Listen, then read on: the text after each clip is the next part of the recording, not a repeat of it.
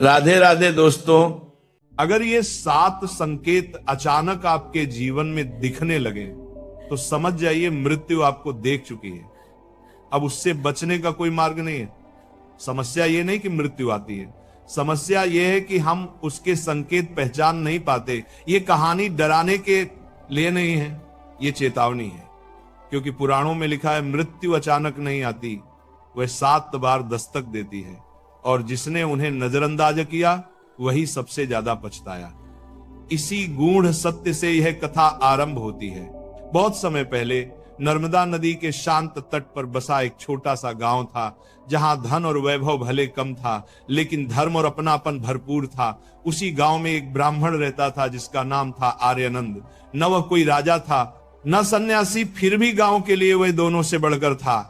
क्योंकि जहां कोई रोगी होता वहां वही औषधि लेकर पहुंचता, जहां कोई भूखा होता वहां उसका द्वार खुला मिलता, और जहां कलह होती वहां उसका शांत स्वर आग को भी ठंडा कर देता। लोग कहते थे ईश्वर ने इस गांव को मनुष्य के रूप में अपना प्रतिनिधि भेजा है।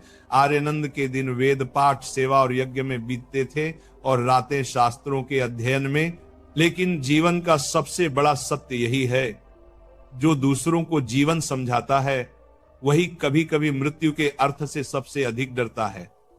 एक दिन गांव में समाचार फैला, देवश्रुत गुरु अब इस संसार में नहीं रहे। वही देवश्रुत जिन्होंने आर्यनंद को बाल्यकाल से धर्म, नीति और आत्मज्ञान का पाठ पढ़ाया था, जिनकी वाणी सुनकर लोग अपने जीवन की दिशा बदल लिया करते थे, और आज वही देह निःशब्द पड़ी थी। आर्यनंद जब उनके घर पहुंचा तो मंत्रों की ध्वनि और रोते हुए लोगों के बीच खड़ा रह गया। उसका मन खाली था, जैसे किसी ने भीतर से सारे शब्द खींच लिए हों। शाम होते होते चिता सजी, अग्नि जली और लपटें आकाश की ओर उठी। उसी क्षण आर्यनंद के भीतर कुछ टूट गया। उसने पहली बार जीवन को नश्वर होते हुए नहीं बल्कि मिटते हुए देखा। जो कल तक ज्ञान दे रहा था वो आज राख बन चुका था। उसी रात जब वो घर लौटा तो उसकी पत्नी माधवी ने उसके चेहरे पर वो भय देख लिया जो उसने पहले कभी नहीं देखा था। भोजन सामने रखा रहा और वो देर तक चुप बैठा रहा। अंततः उसने कहा, माधवी, क्या जीवन इतना कमजोर है कि बिना चेतावनी के समाप्त हो जाए? माधवी ने शांत स्वर में उत्तर दिया, मृत्यु बिना चेतावनी नहीं आती, पर हम सुनने के योग्य नहीं होते। यही वाक्य आर्यनंद के मन में गूंजता रहा। उस रात उसे नींद नहीं आई। उसकी आंखें बंद होती तो उसे गुरु की जलती चिता दिखती, और कानों में एक अनसुनी आवाज गूंजती। जो संकेतों को नहीं पहचानता वह भय में मरता है। सुबह होते ही उसने निर्णय कर लिया कि वह नर्मदा के उत्तर में रहने वाले तपोनाथ साधु से मिलेगा, जिनके विषय में कहा जाता था कि वे गरुड़ पुराण के गूढ़ रहस्यों को केवल पढ़ते नहीं, जीते हैं। तपोनाथ ने उसे देखते ही कहा, तू मृत्यु का समय नहीं, उसका अर्थ जानने आया है।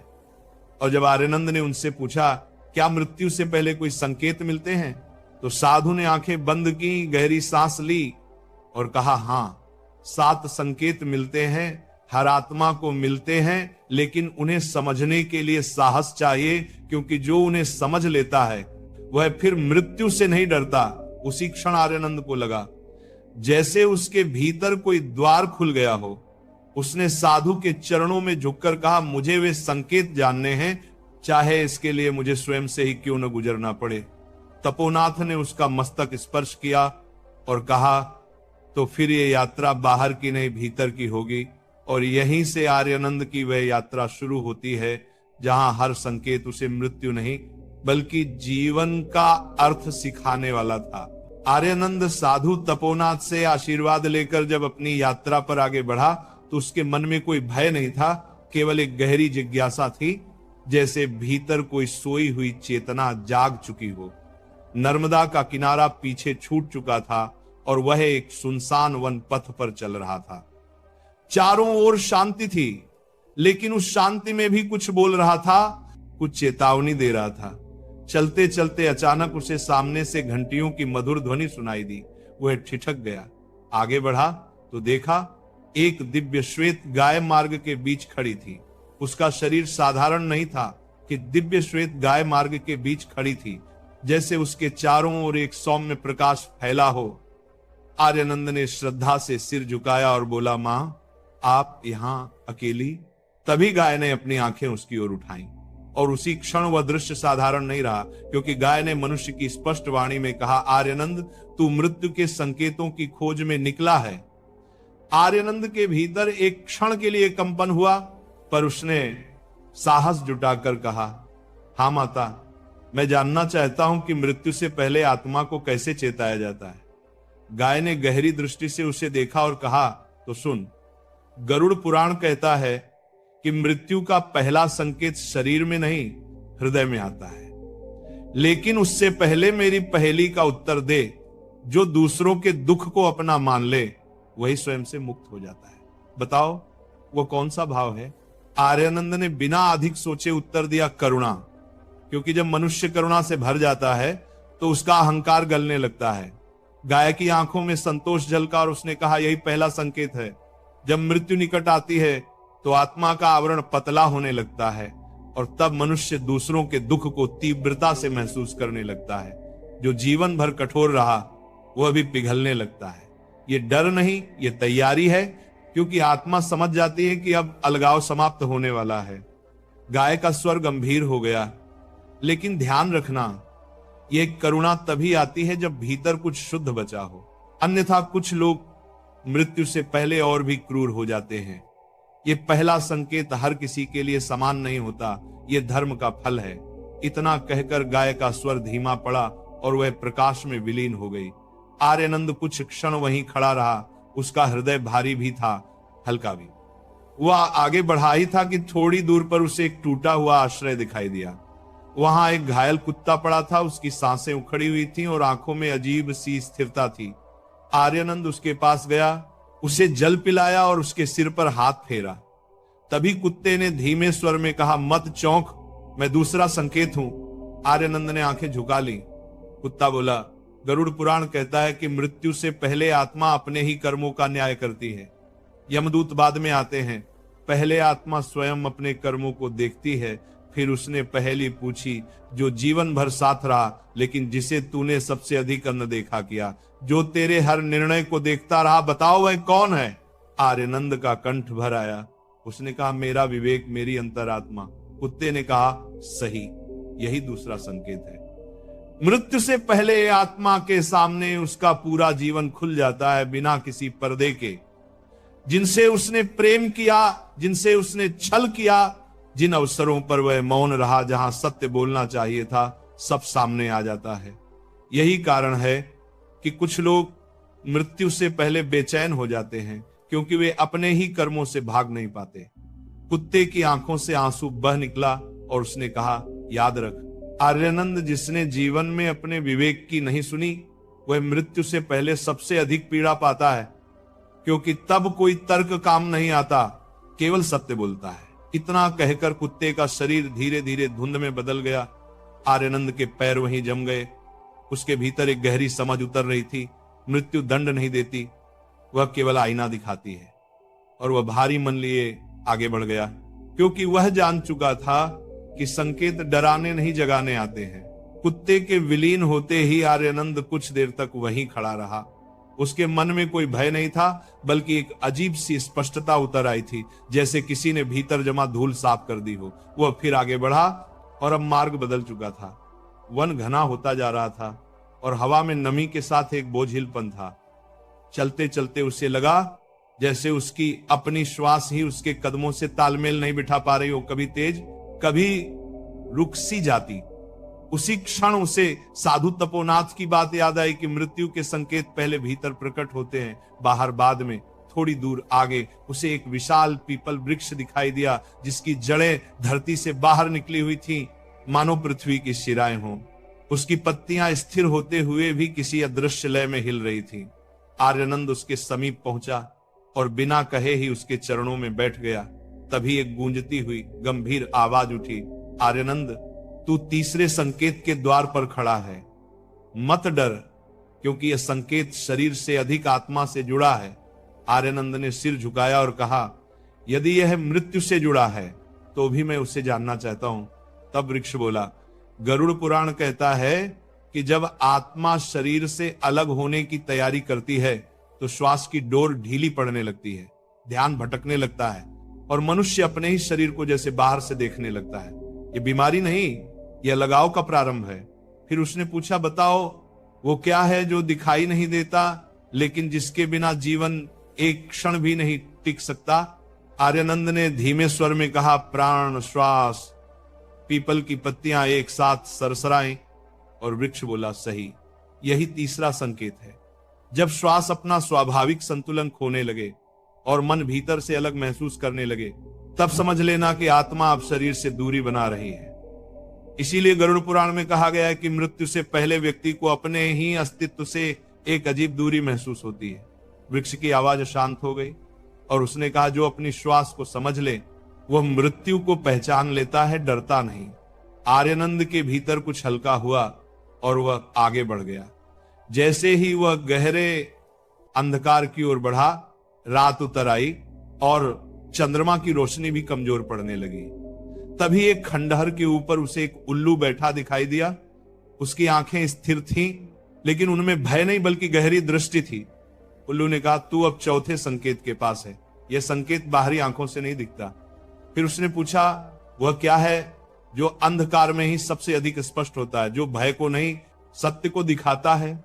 आर्यानंद कुछ क्षण मौन रहा, फिर बोला, ज्ञान जो भीतर जलता है। उल्लू ने सिर हिलाया और बोला, यही चौथा संकेत है। गरुड़ पुराण में कहा गया है कि मृत्यु से पहले आत्मा के सामने जीवन का सत्य उजागर होने लगता है। भ्रम टूटते हैं, झूठ के सहारे गिरने लगते हैं और मनुष्य पहली बार बिना छल के स्वयं को देख पाता है। यही कारण है कि कुछ लोग मृत्यु से पहले शांत हो जाते हैं और कुछ अत्यंत भयभीत, क्योंकि प्रकाश सभी को समान रूप से सुख नहीं देता। उल्लू ने अपने पंख फैलाए और कहा, याद रख आर्यानंद, मृत्यु अंधकार नहीं, अज्ञान का अंत है, और जब भीतर का प्रकाश जागता है तभी आत्मा आगे की यात्रा के लिए तैयार होती है। इतना कहकर वह अंधेरे में विलीन हो गया और आर्यानंद जान चुका था कि संकेत अब गहरे हो चुके हैं। वे शरीर से नहीं, चेतना से बात कर रहे थे। उल्लू के उड़ते ही ऐसा लगा मानो अंधकार भी हल्का हो गया हो। आर्यानंद अब थका नहीं था, बल्कि उसके कदमों में एक अजीब स्थिरता आ गई थी, जैसे वह किसी लक्ष्य की ओर नहीं बल्कि किसी सत्य के भीतर उतर रहा हो। वन समाप्त हो रहा था और पथ पहाड़ियों की ओर चढ़ने लगा था। तभी अचानक धरती में कंपन हुआ और उसके सामने से धुएं का एक घेरा उठा। उसी घेरे के मध्य एक विशाल नाग प्रकट हुआ। उसका शरीर चांदी की भांति चमक रहा था और आंखों में न क्रोध था न भय, केवल समय की गहराई थी। नाग ने कहा, मत डर आर्यानंद, मैं वह सत्य हूं जिससे मनुष्य सबसे अधिक भागता है। मैं परिवर्तन हूं। और फिर उसने पूछा, वह कौन है जो बार बार अपना आवरण छोड़ता है फिर भी नष्ट नहीं होता? आर्यानंद ने बिना हिचक उत्तर दिया, आत्मा जो शरीर बदलती है जैसे वस्त्र। नाग ने सिर हिलाया और बोला, यही पांचवा संकेत है। गरुड़ पुराण में कहा गया है कि मृत्यु कोई विनाश नहीं बल्कि परिवर्तन की चरम अवस्था है। आत्मा शरीर छोड़ती है पर अस्तित्व नहीं, इसलिए मृत्यु से डरने का अर्थ है परिवर्तन से डरना। नाग की वाणी गहरी होती चली गई। मनुष्य परिवर्तन नहीं चाहता, वह उसी शरीर, उसी पहचान से चिपका रहना चाहता है। इसीलिए मृत्यु उसे भयावह लगती है। लेकिन जिसने जीवन में परिवर्तन को स्वीकार किया, उसके लिए मृत्यु केवल अगला चरण है। इतना कहकर नाग धीरे धीरे अपने ही प्रकाश में विलीन हो गया। आर्यानंद अब समझ चुका था कि मृत्यु से भागना असंभव है, लेकिन उसे समझना संभव है। आगे बढ़ते हुए वह एक शांत सरोवर के किनारे पहुंचा। वहां एक दिव्य हंस बैठा था। जल में उसका प्रतिबिंब स्थिर था, जैसे समय वहीं रुक गया हो। हंस ने बिना देखे कहा, अब छठा संकेत शेष है। ये संकेत सबसे शांत है लेकिन सबसे कठिन। फिर उसने पूछा, वह क्या है जो संसार में रहते हुए भी संसार से मुक्त रहता है? जो पकड़ छोड़ दे वही हल्का हो जाए। आर्यानंद के चेहरे पर हल्की मुस्कान आई, वैराग्य। हंस ने धीरे से कहा, सही, यही छठा संकेत है। गरुड़ पुराण बताता है कि मृत्यु से पहले आत्मा धीरे धीरे आसक्ति छोड़ने लगती है। धन, पद, शरीर, संबंध सब उसे अस्थाई दिखने लगते हैं। ये उदासी नहीं होती, ये स्पष्टता होती है। इसीलिए कई वृद्ध लोग मृत्यु से पहले शांत हो जाते हैं, क्योंकि वे भीतर से जाने के लिए तैयार हो जाते हैं।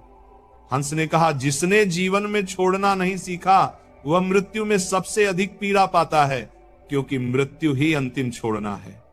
इतना कहकर हंस ने अपने पंख फैलाए और सरोवर के प्रकाश में विलीन हो गया, और आर्यानंद जान गया कि अब केवल एक संकेत शेष है, सबसे अंतिम, सबसे सत्य, जहां भय नहीं रहेगा, केवल स्वीकार बचेगा।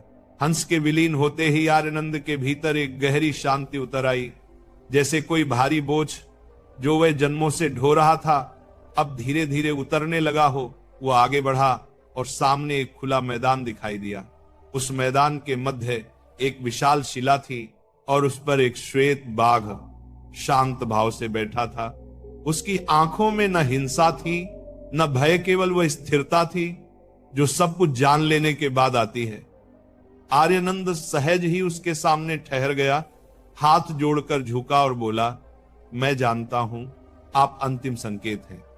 बाघ ने धीमे स्वर में कहा, हां, मैं वह सत्य हूं जिससे कोई बच नहीं सकता, लेकिन जिसे समझ लेने के बाद डर शेष नहीं रहता। फिर उसने पूछा, वह क्या है जो सबका अंत भी है और सबकी शुरुआत भी, जो छीनता नहीं बल्कि लौटाता है? आर्यानंद ने गहरी सांस ली और शांत स्वर में उत्तर दिया, मृत्यु, क्योंकि वही आत्मा को उसके स्रोत की ओर लौटाती है। बाघ की आंखों में संतोष झलका और उसने कहा, यही 7वां और अंतिम संकेत है, स्वीकार। गरुड़ पुराण में कहा गया है कि जो मृत्यु को शत्रु मानता है वह भय में बंधता है, और जो उसे द्वार मानता है वह मुक्त होता है। मृत्यु आत्मा को दंड नहीं देती, वह केवल यात्रा बदलती है। बाघ का स्वर और गंभीर हो गया। जब मृत्यु निकट आती है और मनुष्य उसके विचार से भी भयभीत नहीं होता, तब समझ लेना कि आत्मा मुक्त होने के योग्य हो चुकी है। इतना कहकर बाघ प्रकाश में विलीन हो गया और मैदान खाली हो गया। आर्यानंद अब उसी मार्ग से लौट आया जहां साधु तपोनाथ ध्यान में बैठे थे।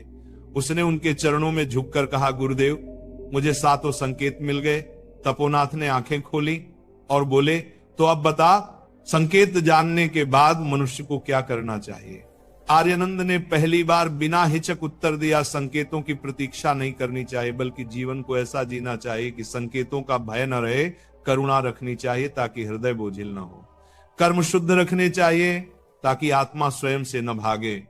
श्वास को समझना चाहिए ताकि जीवन का मूल्य पता चले। ज्ञान अपनाना चाहिए ताकि अंधकार में भी सत्य दिखे। परिवर्तन स्वीकार करना चाहिए ताकि मृत्यु नया जन्म लगे। वैराग्य सीखना चाहिए ताकि छोड़ते समय पीड़ा न हो, और अंत में मृत्यु को स्वीकार करना चाहिए क्योंकि वही मुक्ति का द्वार है। तपोनाथ मुस्कुराए और बोले, यही गरुड़ पुराण का सार है। मृत्यु से डरने वाला नहीं, जीवन को शुद्ध करने वाला ही वास्तव में अमर होता है। आर्यानंद की आंखों में